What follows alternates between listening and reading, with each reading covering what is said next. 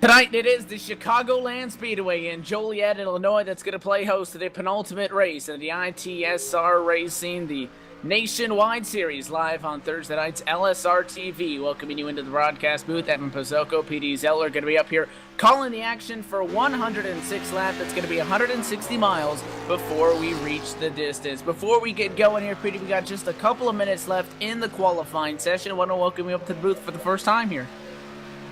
Thank you, Edison. Thank you. I'm very excited to be up here in the booth tonight. I think we're going to see some excellent racing here tonight from Chicagoland.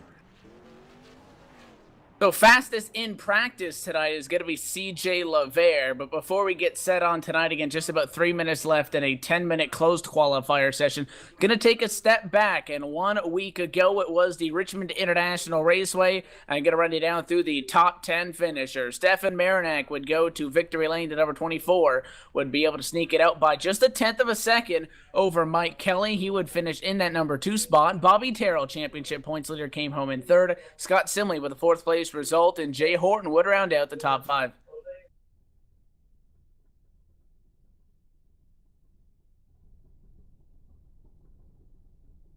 John Hensley would come home in P6. Douglas Wyatt in 7th. John Wilco 8th. Jerry Bazemore, 9th position. Scott Brotherton could round out the top 10. And that leads us to, again, the championship standings as they sit right now. With 2 races to go, it is Bobby Terrell at the top of the pile, sitting on 1 trip to victory lane. 5 top 5s and 6 top 10s and 6 starts. So has never finished below the top 10. And guys that are going to be hoping for him to get the first trip out of the top 10 is going to be Ben Burnett, Mike Kelly. Those are the 2 closest machines, 2nd and 3rd. Ben Burnett, 21 back. 27 back is Mike Kelly. Interested enough to note, Mike Kelly, who currently sits in the provisional qualifying standings in P10, has only made 5 starts. So he has 1 start entirely, less than those guys around him in the championship. 5 starts, 3 trips to victory lane, 5 top 5s. So Mike Kelly really wishing that he was able to make all 6 starts so far, but evidently finds himself with a 27-point hole. It is not impossible to make up, but Bobby Terrell is going to need to find some issues, especially the fact that Kelly is sitting lower than Terrell right now in speed throughout the night. Also, Jerry Bazemore is 4th in the championship standings. He's 29 back. Scott Brotherton is 37 back. He'll round out the top 5 of the standings in PD. You got to look at this from a perspective of a Mike Kelly or even Ben Burnett. Ben Burnett not in the race tonight, so you can call it a 2-horse race. Jerry Bazemore is up in that mix as well, and he's actually qualified 3rd, so we can't count that number 1 out. But for Mike Kelly having 1 start entirely less than Terrell, who sits up at the top, Terrell has not yet finished outside of the top 10. At the same time, Kelly has not yet finished outside of the top 5. You have to assume that if Terrell does not have what would be a really bad run by his standards, this thing's pretty much locked up moving forward. Yes, with 24 drivers starting this race tonight, this championship battle is not over by any means. If Terrell slips up, Mike Kelly could right back in there. Without Ben Burnett here tonight, that does help Mike Kelly because he will most likely pick up 2nd if he can just have a good night tonight. And qualifying coming to a close. Going to talk some track stats here of the Chicagoland Speedway, again located in Joliet, Illinois. The track itself is a 1.5-mile D-shaped tri-oval racetrack with 18 degrees of banking in the corners and 11 on the front straightaway, 5 on the back straight. A interesting characteristic of this racetrack, it's not as extreme or exaggerated as you may make it sound, but the back straightaway is a little bit curved. It's not entirely straight. There's a little bit of a progressive left-hand turn as you go down the back straightaway. So this racetrack, very unique, but the cars are on the grid. We're getting set again for 106 laps here. I'm going to run you down through the starting order presented by Hippy's Paint Shop. On pole position is going to be the 83 machine of Jay Horton with a time of a 31.749. He'll be pole position alongside him. Last week's winner, Stefan Marinak, going to be starting in 2nd. Tonight in 3rd, we'll have Jerry Bazemore starting off in 3rd position tonight. And in 4th, we have the points leader, the number 14 of Bobby Terrell. Gary McHugh at number 51 Chevrolet will start in position number 5. Alongside him, the number 129 P6 going to belong to Sergio Avella. In 7th tonight, we have the number 60 of John Higman Jr. In number 8 position, we have the number 4 car of CJ LaVere. Scott Simley, the number 20 Hot Wheels Ford, will start from P9. That is row number 5. Outside him, the man that is on a mission to try to get up to the front, Mike Kelly, the number 6, going to round out the top 10. In 11th, the number 28 of David Bowden. And in P12 will be the number 3 of Scott Brotherton. Chad Schilling, the 35 crew, is going to roll off in the lucky or unlucky, depending on how you look at it, number 13 starting position. Alongside him, J. Randall Watkins, the number 2 machine, will start P14. 15th tonight we got Louis Rodriguez, the number 73, and in 16th we have Edison Lima Jr. in the 5. The last car to put down a time at a qualifying session could be the 25 of Bobby LaVere. He'll actually receive an EOL penalty, so he will start at the back of the field, and Brian Harvey will start P18. In position number 19 we got the 26 of Jose Gonzalez, and in 20th we have the number 41 of Josh Cheney. Gail Brooks, the 76 machine, the Impala, is going to be starting from P21. Alongside him, Jeff Gilmore in 22nd. Douglas Wyatt in the 10 will start from P23 tonight, and in position number 24 we have the number 62 of John Wilka. Stephen Herring scheduled to start shotgun on the field in P25, but again, an EOL penalty for Bobby LaVere is going to put him to the back. That is the brother of CJ LaVere. CJ going to be starting P8, and Bobby's going to be sent to the back. But we are doubled up down the back straightaway. Again, we're going to get set for tonight's race, the penultimate race with the I.T.S. B Series on Thursday night's LSRTV. Also going to be bringing you the championship concluding race coming up in 1 week's time. That's going to be from the Kentucky Motor Speedway. But we get set, and the task at hand is 106 laps, 160 miles. Pace car rounds at corner number 4, gets set to dive down to the safety of pit road. Sharp left-hand turn right there. Jay Horton going to be in control of the field. He can go when he wishes. He'll wait 1, 2, 3 seconds. Now he's on the gas. The green flag flies, and we are underway at the Chicagoland Speedway. First battle is going to be side-by-side for second. Advantage to Jeremy Bazemore. He's through and clear down into 1. Number 51 will dive in around 14 of Bobby Terrell into turn number 1, but Bobby Terrell will get the run off of turn 2, and he will take 3rd position. And at 51, Monster Energy Chevrolet of McEwen went to the inside. Terrell was able to hold off on the outside and is able to maintain that position now as the top 10 gets single filed up rather quickly. The 60 machine of John Higman Jr. actually has some company. The 4 of CJ LaVere got to the left rear and was unable to make a move forward. Now the first side-by-side battle is going to be right behind them. Mike Kelly trying to find a way around the 20 machine of Scott Simley. They're going to go too wide down into corner number 1. Mike Kelly will get a little bit loose on the bottom there, and the number 20 will get the run off of turn number 2. And with that run, Simley is able to block, or rather hold off that position, so he'll defend that spot. Now John Higman Jr., the next car, trying to make a move. He's to the inside of the 51 of Terry McEwen. That's in 3 and 4. The 51 will quickly lose that spot. 60 picks it up rather without much challenge. He gets that position, and now the 4 of CJ LaVere is going to go down to the apron all the way to the grass and try to get whatever run he can, but was still unable to get to the inside of the 51. And right in front of them, John Higman Jr. driving into the corner a lot harder than championship leader Bobby Terrell. Nearly got into the left rear. He keeps off of him for now, and he remains single file in the top 5. Mike Kelly will give Scott Simley another shot for this position as they go off side by side in turn number 3. Scott Simley will get the run off turn 4. And they're going to be door-to-door off the corner. The 6 is going to have the advantage of that bottom lane where he can go down to the apron, but the 20 did get the run off the corner, so they're still going to be door-to-door down into corner number 1, also side-by-side in front of them. The 51 of Terry McEwen battling it out side-by-side with the 60 of John Higman Jr. So 2 wide, 2 rows deep down the back straightaway.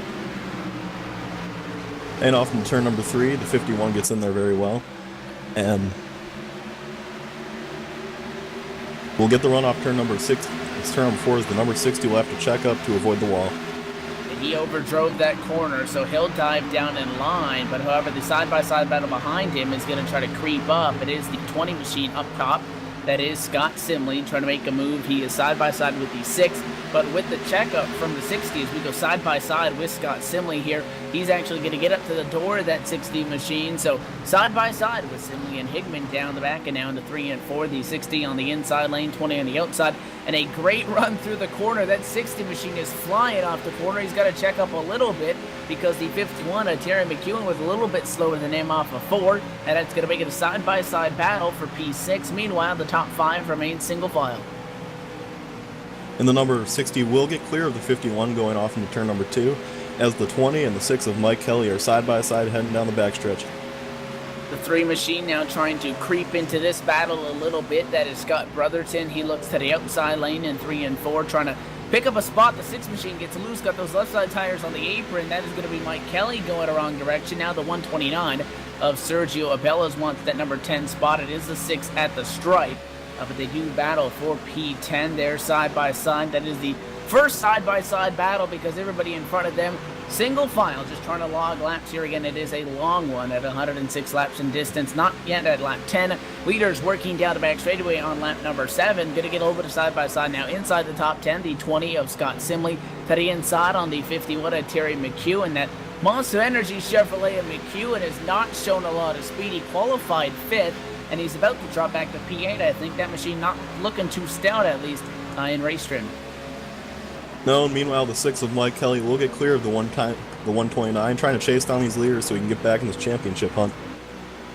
Mike Kelly desperately needing a solid finish, and want to talk a little bit of stats on him. Again, he has made 5 starts, but has gone away with 3 trips to victory lane, the most out of anybody, and has not finished once outside of the top 5 as he closes in, and possibly he's going to make this a 3-wide battle. He's going to think about it.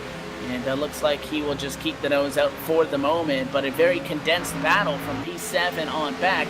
About 5 cars in it, side by side, 2 rows deep, with the 3 and the 20, and then the 6 and the 35. But Mike Kelly has not really shown the speed that his stats would point at. He was P10 in practice, P10 in qual, right now P10 on the racetrack the last time by the start-finish line. So looking to make up some improvements, definitely, but again, he needs to have not only a good night, but he has to hope that Bobby Terrell would have some extent of bad luck. Terrell continues to ride around in P3. 3 wide, going to go around and down the front straightaway. The 20 machine is in the middle. The 35 actually got sideways on the apron. That was Chad Schilling. He'll back out of it. This is a pretty big group of cars. This is almost a big pack. I want to say about positions by that 67 Brian Harvey, so 16 all the way through P7 is one big group. 35 going the wrong direction. Trying to get back in this championship battle. I'm sure Mike Kelly does not want to see this 3-wide sideways racing in front of him as he goes to the inside of the number 20, and the 20 will get the run off turn number 4 as they will be side by side down the front stretch. And the 6 utilizes that apron in his side-by-side battle. The side-by-side up in front of him with the 3 on the inside of the 51. The 3 of Brotherton does not utilize that apron, so that kind of comes down to a driver's preference. Again, the top 6 cars now remain single file for side-by-side battle. Going to be for P7 and P9 behind them as a 4-car plus battle continues to rage on. And everybody's still trying to get sorted out, coming off fresh, the green flag dropping just about 10 laps ago as race leader Jay Horton has taken lap number 12. It looks like the 1 machine of Jeremy Bazemore in the number 2 spot, the Exalta Chevrolet, may be closing in on Jay Horton kind of for the lead. He's got a great run at a turn number 2. Do we see a move for the lead? No. Bazemore's going to just give Horton a little bit of a bump on the back bumper, and he'll stay in line for the time being. Meanwhile, our points leader Bobby Terrell is sitting in position number 3, hanging it on there, waiting to see what the leader is going to do with each other. And if they get to racing, Bobby Terrell could get right up there and bring that pack behind him, and this could be a 5-way battle for the lead. It's one of the things that if you're going side by side, and I mean, they're still side by side with Skip, Simley, Kelly, and then the 28 of David Bowden with the 129 of Sergio Abella is they're side by side. The fact in doing so is they're trying to do that to make up positions. They're only going to invite more cars behind them to join them because it is significantly slower. Look at the move. The 41 of Josh Cheney splits the gap on the 129 and the 67. That's down in quarter number 3. He'll get a lot of stops there. He gets right to the back bumper. The 128 slides in line after an aggressive move. With the 129 of Abella going to come right back at him. Thinks about a block and kind of gets trapped 3 wide down into the corner. It's going to be the 129 that backs out first on the bottom. Yeah, and the 41 will try to get a run at the number 28. He will go to the inside of the number 28, but he gets pretty loose off of turn number 2, and the 28 should have the run going into 3. Now it looks like he nearly caught him in that left rear quarter panel. The 41 obviously giving it a little bit more wheel to avoid that contact and got sideways off of quarter number 2. Has since been able to hang on to it. He continues to ride. That is David Bowden, who qualified 11th. He sits 11th right now. Again, Mike Kelly, interesting stats. You know, at the end of a race, depending on where a driver finishes, if he gets caught up in some bad luck, Petey, they'll say, I think we had, you know, maybe a top 10 car, a top 5 car. Mike Kelly, if he says he's got a top 10 car, that's accurate. Because, again, P10 in practice, P10 in qualifying, and currently P10 on the racetrack as he rides around between Simley and Bowden. Must be really frustrating being Mike Kelly right now, because watching these first couple of laps, he seems to have a superior car to the two cars in front of him, but he can just not find a way around them, because anytime he gets underneath one, he seems to get loose on the apron of the car on the outside, will get a great run off the corner, and they will just keep holding him off, and that is not what Mike Kelly needs right now. He still has a fair amount to go. He's going to get a run right now on the 20, a little bit of a block maybe, as the 20 actually might have thought of going to the inside of the 51. And looks like the 6 is actually going to be able to get that spot. Does he go for another one on the 51 of Terry McEwen? As that battle continues to go on at a quarter number 4, if he's able to get up to the 51, because again, he goes side by side, and those 3 cars, the 51, the 6, and the 20, had a little bit of a gap to Josh Chaney on back. Once they got side by side, here's the Mobile One Chevrolet of Josh Chaney. They brought the 28 machine of Bowden, the 129 of Sergio Abella, and this is the issue that Mike Kelly keeps running into, is that quickly this is turned back into a 6-car pack, 2 wide, 3 rows deep, and 3 and 4. Mike Kelly just wishing he'd catch a break, which he might here. He is temporarily clear of the 51, and he will clear the 51 going down the front stretch, but the 51 gets a great run off turn number 4 and will be back to his outside as they head into turn number 1. 6 machine should be able to get it here on the bottom. He gets cleared. Does the 51 get a run to get another shot at him off of corner number 2? Does not appear so. And now Mike Kelly, for a moment, needs to try to run away with this. However, the 41's closing quick. That's Josh Chaney. Chaney's going to go side by side. That's Terry McEwen with him. Side by side behind them as well. The 129 of Abella with the 20 machine of Simley. A lot of hard racing. And even though that 6 kind of has a temporary pocket of clean air, the next car in front of Mike Kelly is over a second in front of him. That's going to be Scott Brotherton.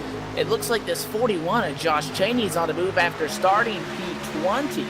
Josh Chaney flying, and he's trying to track down Mike Kelly's machine. Meanwhile, with all this great racing in the back, Bobby Terrell is now going to the inside of the leader. He has made his way up to P number 2, gained past the number 4 car, and he is going to try to get this lead. And, there's no better way to pad your points lead than win the race. Yeah, when somebody comes into a race and they have the points lead, you can say they're going to be running a defensive race. They're going to be playing defense. Well, I guess you can say some people like to say the best offense is a good defense. In racing, the best defense is a good offense, because no one's going to make up any points if you go to victory lane, and that's what Bobby Terrell is trying to do. It is a 3-car battle for the lead. It is the 1 machine of Jeremy Bazemore for the moment, who sits out in P1. Again, it was Jay Horton, but he has dropped off significantly after using up his tires, I would believe, because he's dropped back to 6th. But Bazemore still side by side with Terrell. Bazemore had it at the stripe. It is Terrell and Lavere on the bottom.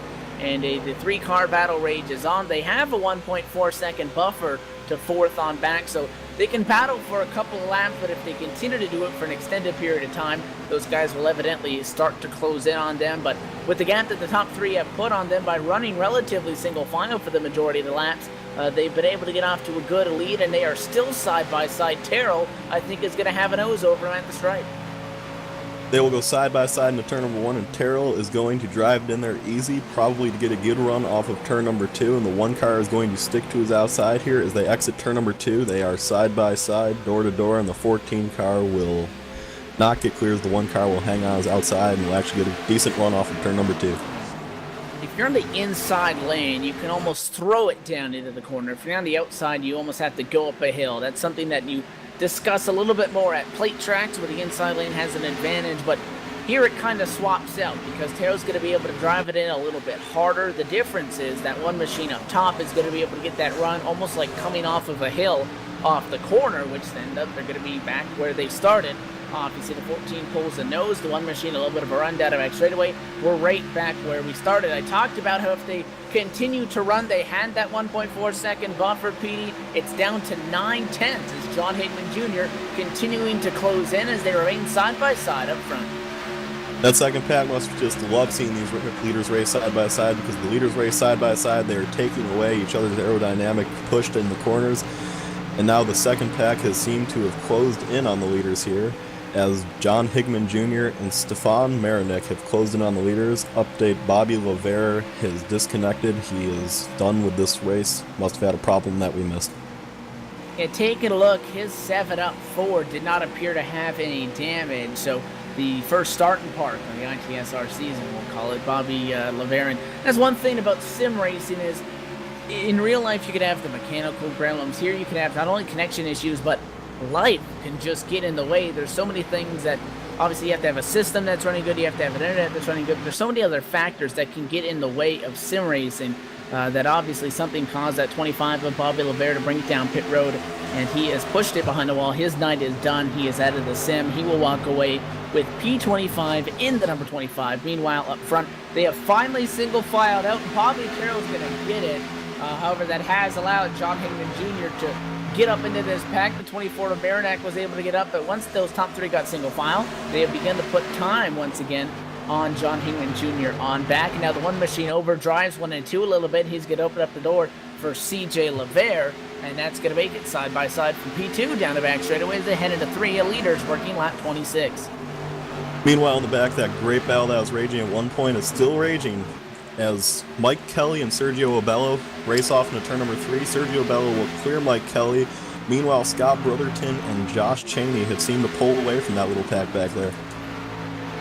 I'll tell you, it's these long green flag runs that these drivers just want to ride it out. So not only is it got to be frustrating for the 6 of Mike Kelly, because he knows that if he rides where he is right now, that's not going to help him at all. That can pretty much put the nail in the coffin on his championship hopes. Not only that, but it's going to be irritating if you're... I mean, he's been in a side-by-side battle pretty much since the drop of the green flag 27 laps ago. Well, this is where championships are won. I mean, he must be thinking right now, things aren't going my way right now. If I keep my car in the race and keep pushing, maybe Bobby Terrell will have issues, and maybe I can play some strategy at the end that will get me up there with the leaders. And he knows he's a great driver, so if he's up there at the end of the race, even if he hasn't had the best car today, I think he would still contend with the leaders. You're going to take a look at some lap times. Mike Kelly running 32.5s, Bobby Terrell 32.4s. However, again, Kelly is in traffic for his machine directly in front of him, so that can obviously attribute to that. The 6 has been a lot more side-by-side than Terrell, so maybe a little bit more demand that he's put on his tires to this extent. But Bobby Terrell doing what he needs to do, looking for win number 2 on Season 3 for the 2014 campaign. His Muscle Milk Chevrolet sits out front. CJ Lavere is closing in on him, or rather holds the gap that he has had. It's about a car length down into the corner, but they are trying to run away from third on back, the top 2 on the racetrack right now. 24 of 25 cars that started remain on the lead lap. The last car on the lead lap is the 25, or rather the 5 of Edison Lyman Jr. The 25 is Bobby Lavere, who has retired. Edison Lyman Jr. last car on the lead lap. He's 24 seconds back, or you can translate that to about 8 seconds to the good, which means that Terrell is 8 seconds behind him until he would be in immediate threat of losing his lap. Meanwhile, the second place car of CJ Lavere hit that wall hard coming off turn number 4 and has lost second position to Jeremy Bazemore, as he seems to have pretty significant right side damage, and we will see how that affects his car in the upcoming laps. And it was almost one of those situations where you follow the guy in front of you into the wall. Terrell didn't catch the wall, but Lavere was so tucked up under his bumper, I mean, he was right on him, that by the time he knew he was going to hit the wall, ran out of time. And he's settled into third for now. I have a feeling that 60 of John Hingman Jr. may be able to get around him here as the 4 works with that right side damage. Replay is going to go up now to take a look at that. But with those troubles, the one of Bazemore actually has to get way out of the gas out of quarter number 4. These B cars are so momentum-based, especially straightaway speed-wise, that's allowed Lavere to close back into him. Single file for a moment throughout the field. Again, this has been a very good race from the standpoint that there have been battles all throughout the field since we went green at the start of it. The 4 of Lavere wants to break that single file. He wants to go 2 wide with the 1 of Bazemore, however, does not have the speed down the back straightaway, and now at a quarter number 4 will remain tucked up on the bumper. He'll utilize that apron like he has, and all the way to the grass goes Lavere. Meanwhile, Mike Kelly just made significant contact with the walls. The 35 went underneath him. 35 car went underneath him in the corner, and he just got tight coming off of turn number 4 and made heavy contact with that outside retaining wall, and he has now fell down to 12th position here. Yeah, that's a tough break for Mike Kelly as he rides around in P11 now, and it'll actually cycle through because the 28 of David Bowden has got around him. The 57 is over the radio, Jeff Gilmore, demanding that there is rain in 3 and 4. He wants to see a yellow. Douglas Wyatt claiming there's some debris in 3 and 4 as well. So you can tell you that some of these drivers that have dropped significantly off the pace, both those machines are 10 plus seconds out of it, obviously are hoping for a little bit of a yellow here, and that would obviously help their strategies because their cars need a little bit of assistance at this extent. Meanwhile, Bobby Terrell is just in cruise control right now, slowly pulling away from the field, doing what he needs to do to try to lock up this championship heading next week into Kentucky. Bobby Terrell put on a show at this point, and he heads down into quarter number 1. The first car that he's going to get set to put a lap down once he gets there would be the Edison Lima Jr. number 5, Napa Auto Parts Chevrolet. But we're going to step away, actually, take our first commercial break. Bobby Terrell leads. You're watching the I.T.S. Twisted B Car Thursday nights live on LSRTV. Terrell P1, Bazemore P2, and CJ LaVere rides out the top 3. More from Chicagoland on the other side of the break.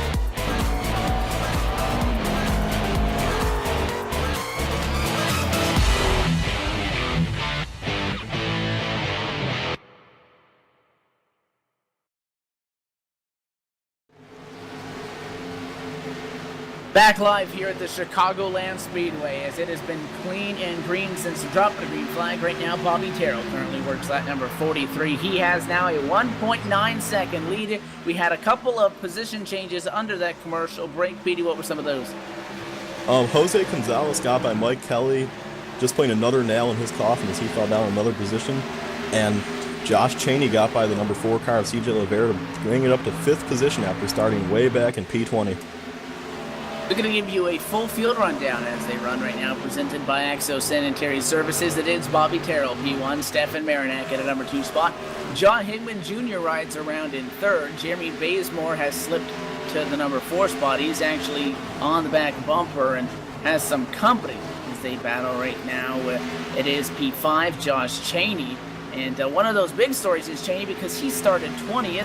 And actually, he's going to be in 4th here, I think, not too long, because he's side-by-side with Jeremy Bazemore. CJ Lavera is 6th, Scott Brotherton 7th, Jay Horton 8th, Chad Schilling P9, and rounding out the top 10 is going to be the number 28 of David Bowden.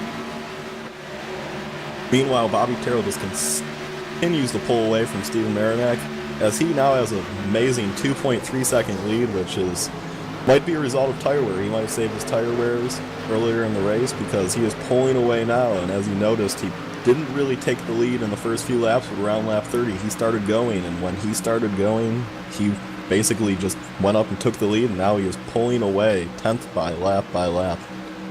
He is at least a 10th quicker than everybody else. On some laps he puts down 2/10 faster, and it has to be with consistency. And Terrell, one of his nicknames is Here Comes Bobby, because typically, or some of the time we'll say, the 14 Muscle Milk Machine comes in late in the race, and you go, where did he come from? He'll sneak up late in the going and, essentially almost steal it from somebody.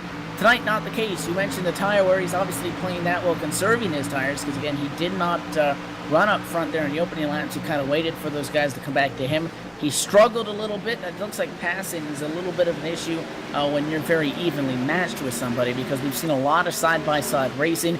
But since he got up front, it seems like just a handful of laps ago, it was a 9/10 of a second lead. And again, already out to 2.5 seconds over Stefan Marinak, who is in that number 2 position. Marinak is last week's winner also. Yeah, and the only car whose times are even comparing to Bobby Terrell right now is Josh Chaney's laps have been fairly close to Bobby Terrell, but Bobby Terrell is still significantly faster. And if this thing goes green, it will be very interesting to see how pit strategy works out. I'll tell you, as much as you want to give props to Bobby Terrell, I have to say so far the superior performance so far has been by the number 41 crew. That's Josh Chaney again. He started 20th. He's made up 16 spots on green flag alone. Yeah, and he just keeps picking them off one by one through this field. And we mentioned it earlier, whenever he was passing Mike Kelly, seems like just 10 laps ago, and now he's already up to 4th and slowly catching 3rd and 2nd, and before you know it, we'll be having green flag pit stops, and maybe he can play strategy to his advantage and catch up to the bumper of Bobby Terrell. Josh Chaney is on a rail tonight. Terrell's still faster a little bit in lap times. Actually, Chaney had a really bad exit off of 4 the last time by, so that checked him up. But he sits P4 right now. I can expect him that John Higman Jr. is going to get past here not too long, because Chaney is closed in on him. He only sits 4 seconds back from Terrell, and that's really good considering where he started. Terrell is just putting guys down laps at this point. The next car that will go down the lap that yields high is the retro Pepsi style number 10 of Douglas Wyatt. That is for P21, as CJ Lavera is going to come in and roll off these green flag pit stops. It's going to be lap 50 of 106, so just 3 laps short of the halfway point is when he hits pit lane. Yeah, and that will take him all the way back from 5th or 6th position back to somewhere around 17th when the cycle's through, and that will give Mike Kelly another position here, as he just needs to keep gaining positions if he wants to keep this championship battle relevant at all. He slid back to P12 as they run right now. Kind of has a little bit of a pocket out of the radio. The 73 machine announces that Luis Rodriguez is going to be coming down pit road, so his Bacardi Chevrolet is down for service. So this is the way the green flag stops work, as you'll see a couple of guys trickle in But once Bobby Terrell hits the pit lane, that's when you're going to see everybody flock down immediately. And I noticed the guys that are painting right now were either guys that had damage or weren't running so good before the previous run, so they probably want to get on pit road, get their damage fixed, get new tires, and try to play the short pit strategy and maybe pick up a few positions doing that, because right now they need to do something if anyone wants to catch Bobby Terrell. And for Mike Kelly, you can go one of two directions. You can pit now, short pit, and that's what he's going to do. The number 6 is coming in from P11. I was going to say you can stay out right now and try to get a guy some laps down and then hope a caution flies and you'll be able to cycle through to a better spot, or you short pit. He's coming in before Terrell, so he'll be out on the racetrack with fresher tires before Terrell is. So with that idea, he should be able to get a couple of tenths. However, Bobby Terrell was significantly further in front of him. John Hingman Jr. is going to pit, and trouble for the 24 of Stefan Marinak, who tried to come down pit road. He didn't get it slowed down in time. He has to go back to the apron, go all the way back around, and take another stab at it. That's really going to hurt Marinak. And while all that was happening, the lightning fast driver of Josh Cheney is coming onto pit road, taking 4 tires as he now leaves pit road and maybe trying to get a few laps on Bobby Terrell and make up maybe a second or two. Well, Marinak comes in this time by, and he still misses pit road.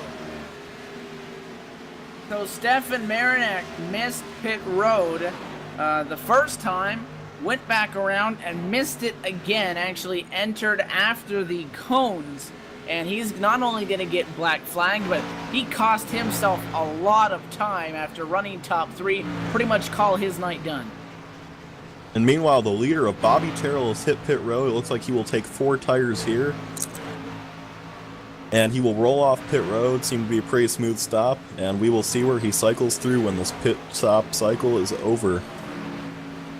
So as it continues to roll through, Jeremy Bazemore has cycled into the number 1 position. David Bowden sits P2. This race can very possibly go the distance. On the green flag conditions, Bowden has announced that he's going to come down pit road. I think Chad Schilling also said that he's going to come down pit road, so that would be the 2nd and 3rd place cars in the current running order that do come down pit road. Going to see if they can do so smoothly. After the 24 had his share of issues, they do so without incident. Brotherton stays out, so top 2 right now, Bazemore and Brotherton yet to hit pit road.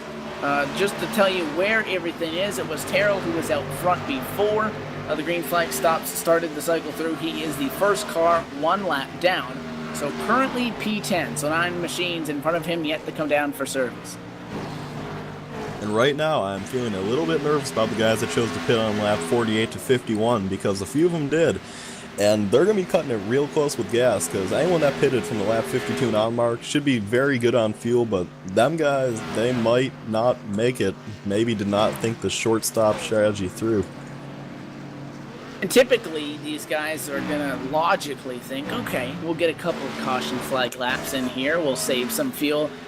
This race, again, can very easily go green all the way. Bazemore Simley down pit road. Those are a couple more of lead lap cars. Looks like David Bowden has completed his service. He's back off. So same with Gale Brooks back out on the racetrack. So Scott Brotherton has cycled through. The number 3 Chevrolet is your current race leader. He qualified P12.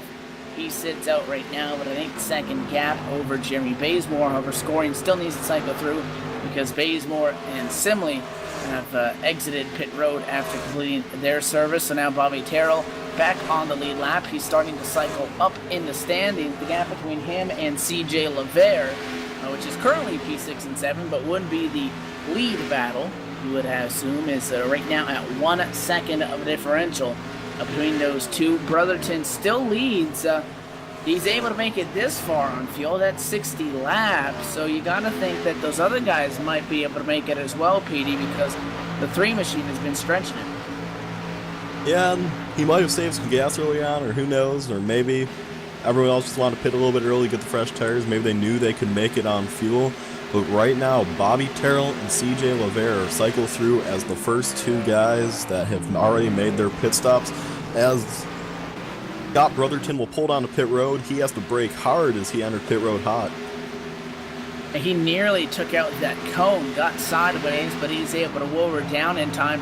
Look at John Wilco. He's at a corner number 2, but there goes Bobby Terrell going on those fresh tires, flying as John Wilco is yet to pit. So Bobby Terrell has made a pit stop, PD, gone back out on track, and has passed the 62 of Wilco before Wilco has even come down to pit road. Now the 62 is going to think about it. He's going to go in too hot, and he's going to go into the grass. He's going to miss that commitment cone.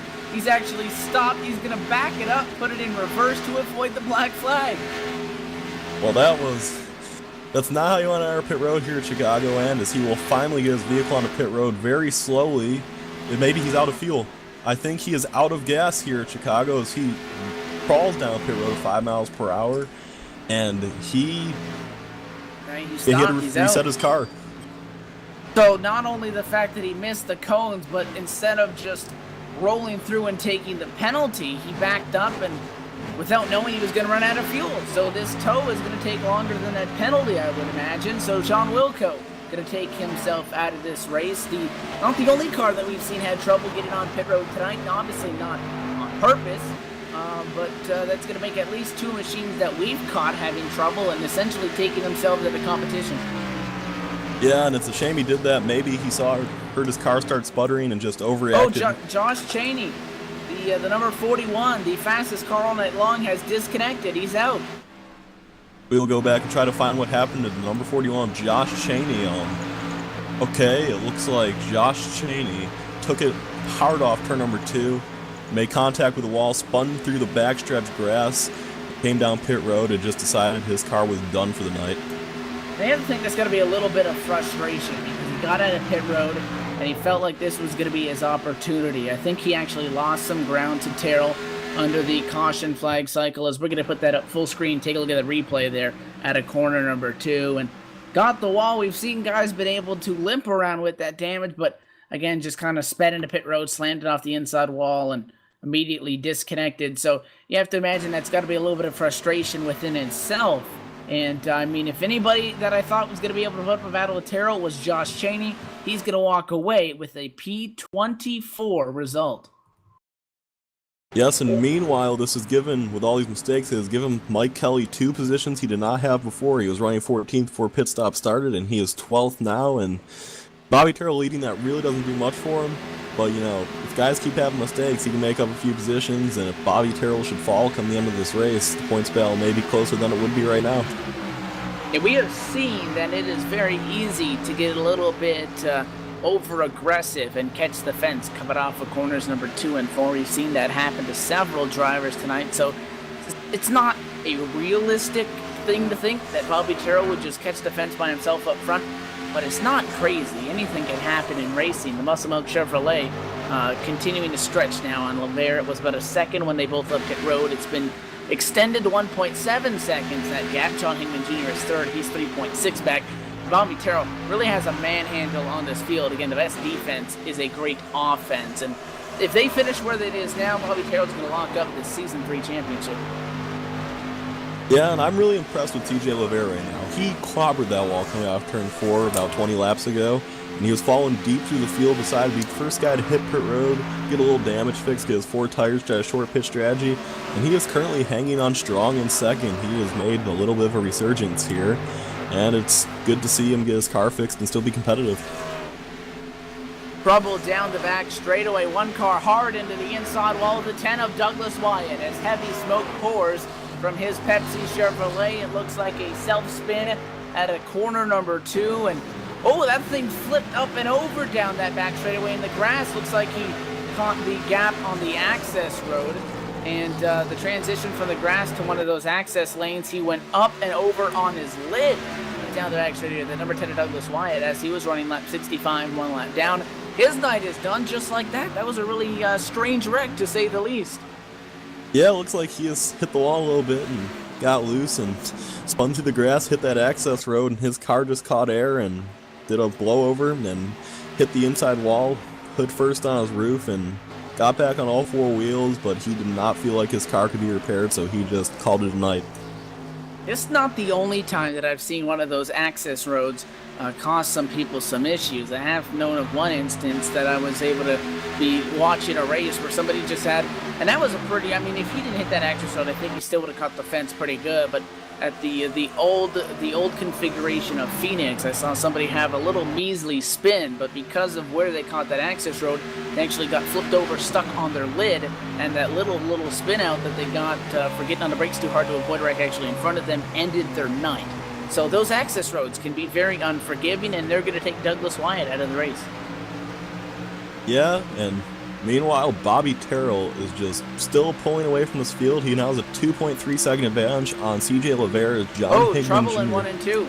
The 73 machine of Louis Rodriguez having a little bit of a self issue there, and actually, yeah, he was down on the apron, got sideways, and nearly came up in front of a P2 car, nearly took up CJ LeVere. And every time there's a close incident, all the other drivers are signed that they're not getting yellow, because right now, nobody's got a shot at Bobby Terrell. They need a yellow if they want some sort of relative chance. Yeah, and they are not getting that right now, and that did not help CJ LeVere. He seemed to have lost about 3/10, having to move up a little bit to miss that, and it really didn't help John Hickman, who had to check way up for that and lost about 2 seconds on CJ LeVere. And meanwhile, in fourth position, Sergio Abella has sort of made his way through the field very quietly. Yeah, that 129 machine has actually been pretty strong. The Goodwrench Chevrolet, after starting in 6th, he did have the 16th fastest car in practice, so he's obviously figured something out. He's been quietly moving through the field, as you said, up to P4. We've mentioned his name a couple of times. He was in some side-by-side battles earlier on, but never really discussed how he's really been making up some decent time. He is 8 seconds back from Terrell, 8+ seconds, but P4 for the 129 crew. Yes, and Jeremy Bazemore, after being one of the final cars to pit, has recycled around in 5th place and seems to be catching Sergio Abella maybe a little bit as of late. But like we said, without a caution, this race, Bobby Terrell must be smiling, because unless he screws up himself, this race is basically in his palm of his hand. Yeah, it's Bobby Terrell's race to lose at this point. He goes to the bottom. He'll put the 57 of Jeff Gilmore 1 lap down, which means the last car on the lead lap now is going to be the cycle through by the stripe. It's going to be the 51 of Terry McEwen, who was actually in a side-by-side battle for P14 with Gale Brooks. So those two cars, the winner gets P14, the loser gets P15. They have to know, though, that Bobby Terrell's going to be closing in on them if they're battling side-by-side, and it won't matter who gets that spot if they get put a lap down. Yeah, and the closest battle right now on the track would be 9th through 12th, with Mike Kelly, Jay Horton, Scott Brotherson, and Scott Simley. All are very close to each other, all within a second. And if Mike Kelly wants to come back in this championship battle, which is not looking good right now, he needs to get all 4 of them positions if he even has like a legitimate chance to do anything to Bobby Terrell. I'll tell you, Jay Horton, who rides P11, is running lap times even Bobby Terrell. He's just too far behind. If you remember, that was the I.T.S Chevrolet of Horton that started on pole. So, long run, I think it's pretty safe to say Bobby Terrell's got the fastest machine. CJ LeVere has balanced out with him, and it's kind of leveled off that gap between those two drivers, P1 and 2. It's 3.7 seconds the gap there, but I do feel that some of these guys are showing a little bit of speed, and again, you could never say never when it comes to a late race caution. This thing could still be far from over, because I think there's a lot of guys here that could give Terrell a run for his money. And while we said that the number, Jay Horton ran a very fast lap compared to Bobby Terrell last lap, Scott Brotherton ran a lap just equal to both of them, so both these cars running 10th and 11th seem to have speed compared to Bobby Terrell on this long run.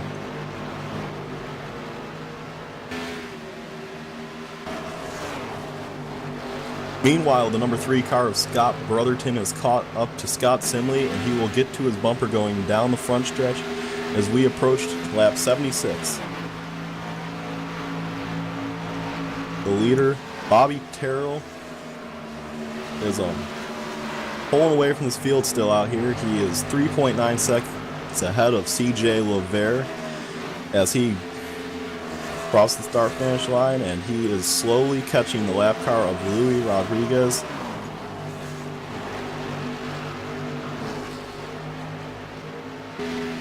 Yes. Yeah, so Terrell's been able to put a little bit of more time on LeVere, and we close in on what is going to be very shortly here, the 25 to go mark at a step away, take our final commercial break during the racing action, and when we come back, going to take you back to the checkered flag as Bobby Terrell, he continues to dominate. He leads right now the Hippies Paint Shop 160. We'll race it out to the checkers and see if anybody can challenge with the number 14 on the other side of the break.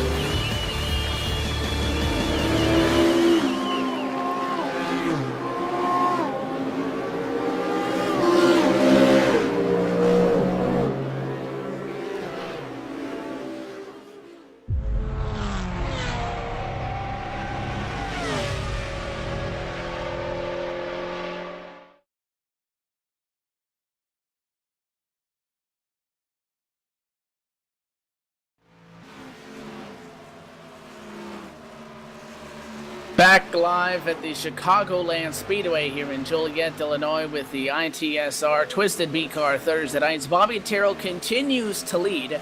It is the number 14 in P1. John Hinman Jr. rides second. He is 4.8 seconds back. But it's inside of 20 laps to go here. We've gone green the distance. Can we go the rest of the way, do you think? Or do you think we're going to see a late race yellow that's going to shake things up here?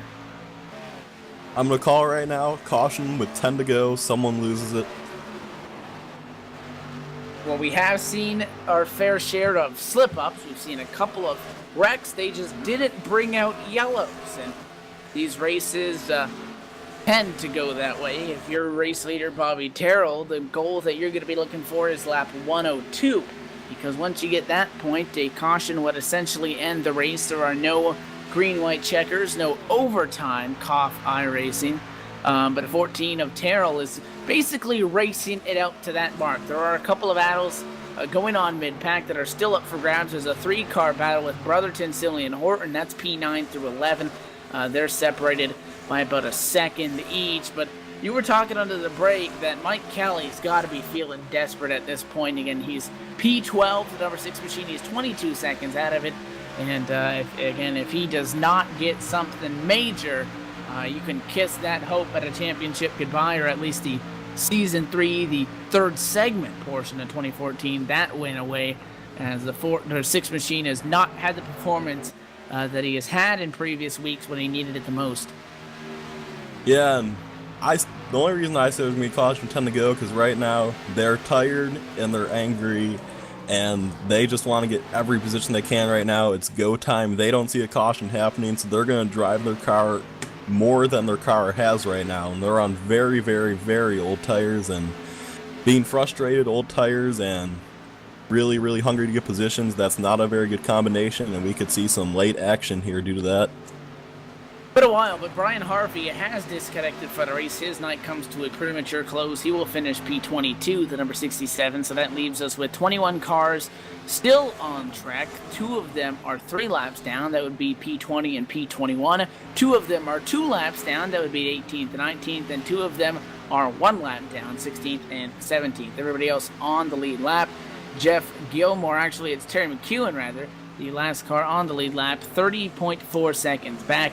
So he will lose his lap here relatively soon. Terrell up by 5 seconds. Again, it's safe to say that unless some strange yellow comes out and throws a curveball into this, if we do not see a yellow flag fly again, this is Bobby Terrell's race to lose, because he has been dominant, and I think it comes down to being consistent. Like you said, he managed the tires in the opening portion. He was able to execute a solid green flag stop and just continues to put tense on everybody. The best battle on the track still is Scott Simley, Scott Brotherton, and Chad Schilling, as they are all very close to each other, Jay Horton rather, as they battle here at Chicago with less than 20 laps to go. And this is really the only battle we have for position going on right now, besides for 4th is starting to heat up with Sergio Bella and Jeremy Bazemore. We talked about that 129 on how he was able to kind of sneak into the top 5, but it does look like that number 1 Exalta Chevrolet behind him of Bazemore is doing a solid job of closing in position. Again, that would be for P4 as they run right now on the racetrack, but we are closing in on 10 to go, and Terrell up front. Again, he's 11 seconds in front of that battle. Terrell is taking 11 to go. He's going to go around another lap machine. That's going to be the 73, but him 1 more lap down. And the 57 is going to wave everybody by. That's going to be Jeff Gilmore. He'll stay high to actually let that battle between Abella and Bazemore continue when he gets out of their way. Early in the race, we talked about how Mike Kelly would probably be fast to get up there and challenge the leaders. But right now, he's in danger of possibly going to lap down this race, only around 5 seconds away from being lapped by the wicked fast car of Bobby Terrell. Yeah, you talk about dominating performances, and again, it's just an example of that. And Terrell has been fast again. He has not had 1 finish outside of the top 10 and 6 starts this segment. He has only had 1 finish between 6th and 10th. He's had 5 top 5, so only 1 win though. Mike Kelly sitting with the most wins at 3, 2 wins on Marinak's end, so only 3 winners in, if it finishes the way we're on right now, would be 3 winners in 7 different races. So, I mean, Terrell, he's got to be looking pretty stout. I think he likes these B cars. He tends to run solo with them. And if you watch always on Tuesday nights here on LSRTV as well, it does a solid job in that Chevrolet. Always has muscle milk on his car too, as he works around the 51. Terry McEwen about to go a lap down. The next one to go a lap down, just about 5 car lengths in front of him, the Chevrolet Impala of Gale Brooks. So that would leave us with what's going to be about 13 cars left on the lead lap, as Terrell is going to go to the bottom here in 1 and 2, working traffic, but all those machines are laps down. They are giving him the preferred lane, so should be no harm, no foul. And Jay Horton and Scott Simley are side by side down the front stretch, fighting for that final top 10 positions. They are both tired. They have battled for 99 hard green flag laps, and they know it's time to go, as they will try to battle for this final position inside the top 10. And I just find it amazing how we could go for 99 laps green, and these guys have been side by side basically the whole race, and they're still fighting hard for that 10th position. And P10 seems to be the action spot here tonight. The 83 is on the bottom, the 20 on the outside lane. It looked like that Horton might have got a little bit too hot in the one the last time by, but was able to get back to the gas, and they will be side by side at the stripe. That time by 6 to go for them, and it was actually Scott Simley with the advantage, his Hot Wheels Ford on the top. And again, Simley's teammate Harvey has since dropped from the race. Again, he was one of those cars that abruptly pulled off the racetrack, and his night ended shortly. But it looks like Jay Horton's working the inside lane to his advantage, and he's going to get cleared down into 3. Does the 20 come back at him, or give him a crossover? One car in the grass down the front straightaway, trying to get a number on that. It is Jerry Bazemore, a top 5 runner. And right. And Jeremy Bazemore, the one machine, he was battling, like you mentioned, Petey, with Sergio Abella. Got in there too hot in the corner number 4, hit the wall, and he'll lose a handful of spots. And as Bobby Terrell takes 4 to go, a caution now would just end the race. And, you know, they fought hard all day, but unless Bobby Terrell just completely messes up at the end of this race, this is his race to lose. I do not see him losing this race now. Replay going up now. You can take a look at that incident there at a corner number 4. Terrell's going to put, that's a lap machine, going to put about another lap down. That will put John Wilco 4 out of it, as the 62 Chevrolet will fall yet another spot, this time by for Bobby Terrell. He's going to take lap 103. That's going to be 4 laps to go. This 106 lap affair. Again, the Hippies Paint Shop 160 from Chicagoland Speedway coming to a close here. Just a handful of minutes, as Bobby Terrell has run a great race. He's been smooth, he's been consistent. We've seen other guys be fast, but they've caught the wall. Look at the right side of that Muscle Milk Chevrolet.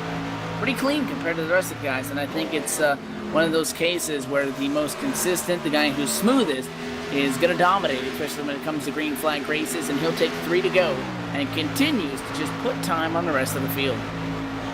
You want to talk about dominating performances, you got to talk about Bobby Terrell.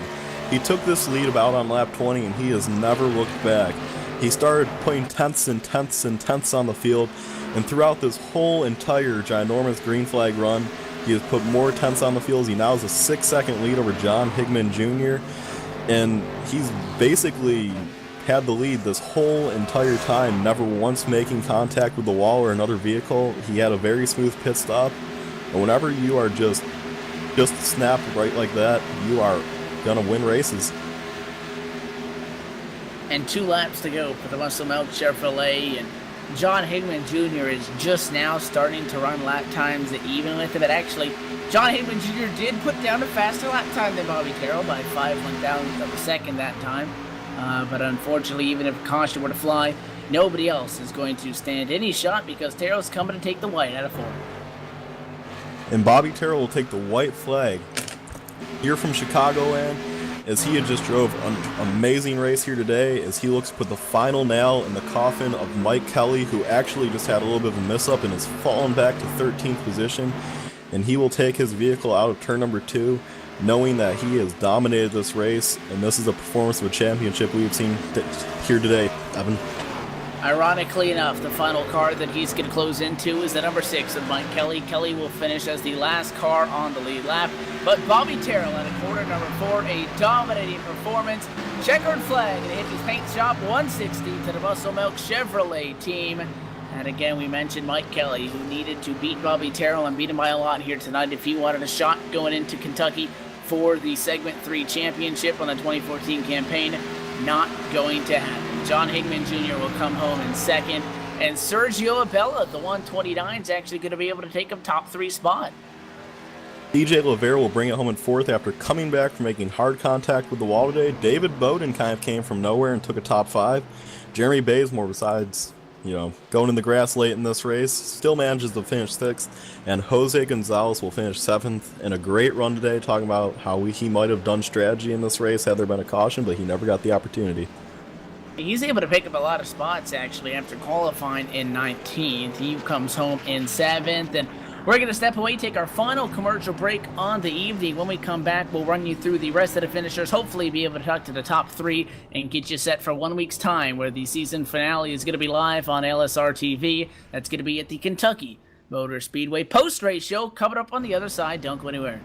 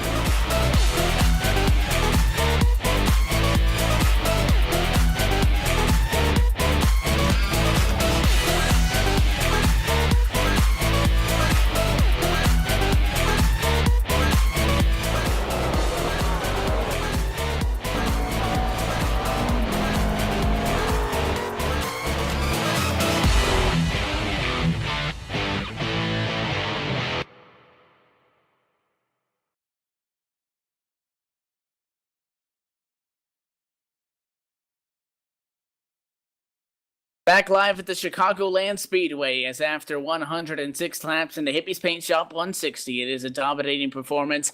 Bobby Terrell going to take it to victory lane, going to run it down through the full field finishing order presented by Axo Sanitary Services. Terrell P1, John Higman Jr. in second, Sergio Abella is going to come home in third, CJ Lavera in fourth, David Bowden coming home top 5 finisher, Jeremy Bazemore slides back to 6th, Jose Gonzalez with a top 7 finish, Chad Schilling in 8th, Scott Simley in 9th, and Jay Horton going to round out the top 10. Scott Brotherton will bring it home in 11th. Stefan Marinick will bring it home in 12th. Mike Kelly with a disappointing run will bring it home in 13th. Terry McEwen will bring it home in 14th tonight. The number 76 of Gail Brooks will bring it home in 15th. Jeff Gilmore brought it home in the 16th position. In 17th, we got the number 2 of J. Randall Watkins. In 18th, the number 98 of Stephen Herring. Edison Lima Jr. in the 5 brought home in 19th. And rounding out your top 20 was John Wilco in the 62. And now we're going to send it down to Pit Road, where, Petey, you've caught up with our second place finisher. That's going to be John Higman Jr. He'll come with a second place result, 6 seconds back from Terrell, but a solid effort. You've caught up with him.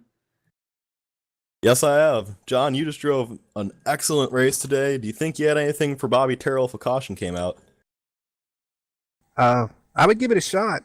I really didn't get to race him very much during the race. It was more me running the leaders down, then something happened, and then having to do it over again. But I would have gave him everything I had, though, if I would have had the opportunity. So talking about having to catch up to the leaders in this race, take us through your race, what you had to do to get up to that second place position tonight. Really, it just seemed most of it came out of my pit strategy. I pitted a couple laps early and had a good pit stop, didn't make any mistakes, and it seemed like some of the other guys weren't as fortunate as I was in that aspect. But yeah, pit stops and everything cycled around. I was in third and running CJ down. I got by him, and that's pretty much all there was to it. How would you rate your performance tonight? I would give it a 7 out of 10. I hit the wall once. I usually pride myself on not getting any incident points, but I didn't do that tonight, so I would lower it down a little bit from usual. Anyone you'd like to thank before we send it to Evan with the winner? I'd like to thank the guys at I.T.S for putting these things on and having great racing. I mean, caution-free, it doesn't get much better than that. You guys for broadcasting the races. Eden Construction for being one of my main sponsors. And I guess that's about it.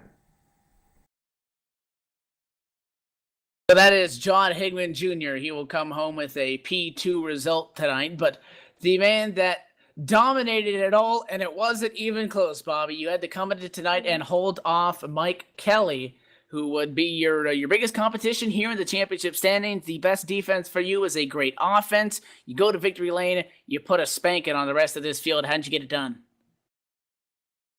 Well, that's a good question. Well, I just, for a change, just decided to drive like I wanted to drive and not worry about what the tire wear was or, stuff like that. I'd been driving real conservative the last 2 or 3 races, and I just, I said, nah, I'm just going for it tonight and let the chips fall where they may, and it worked out. Entering tonight's race, and walk us through the opening portion, because you qualified in P4. You were third fastest in practice, so we know you had the speed, but you didn't go flying up to the front. You ran your own race, and when they started to come back to you and you were able to make the pass, was that down to just you managing your tires? Yes, I mean, I was just, taking care of it early on. When I was running side by side with Jay, I believe it was, or the number 1, I used up a little more than I wanted to, and I wasn't sure how it would do after that, because we ran side by side for 4 or 5 laps, and I knew I was using it up doing that, and but it worked out. I mean, it ended up I ended up saving enough to to keep having some good speed. And definitely, obviously, rolling forward in this third segment here on 2014, locking up that points championship out of tonight, as Ben Burnett was unable to make a start, and obviously Mike Kelly not having the results that the number 6 team was working for. You do get win number 2 moving forward, obviously, with that points locked up. What are your thoughts moving forward into Kentucky? Well, I mean, I like Kentucky. We'll see how it plays. I mean, I know, like I said, there's a lot of competition here. Every win is just, hard to get. So, hopefully we can start out the season right with a win in Kentucky because I like the track. I love it. Obviously, Bobby, week in and week out, muscle milk on your Chevrolet, but who do you want to thank? Who makes it happen for you and the crew? I'd like to thank you guys up in the booth for the job y'all do, LSRTV, and the guys at Twisted Sim Racing for doing this. I mean, it's awesome. They put on a good, league. Well, congrats on the victory, your second trip to Victory Lane in this third segment, and we'll be on air again next week. So we'll look forward to seeing what you can do rolling into Kentucky. Thanks, guys. I appreciate it. That is Bobby Terrell. He'll walk away in Victory Lane, and we're going to attempt to get a word with the driver of the 129. Sergio Abella's on pit road with Luis Rodriguez and P.D. Zeller for his P3 result in tonight's race. Yeah, I've caught up with Sergio and his translator Louis, as Sergio does not speak English. Sergio, did you have fun racing out there with these guys tonight?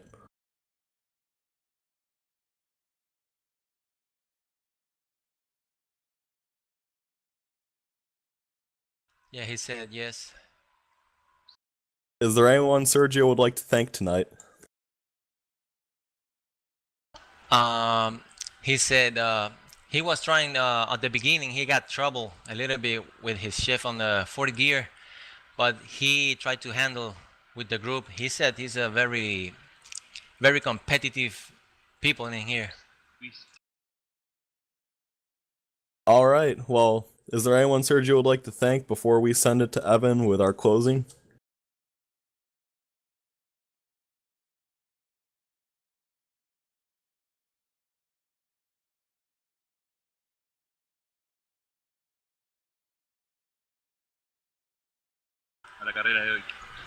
He's saying about he's thanking everybody in here because he was his first race, and he had fun around everybody here.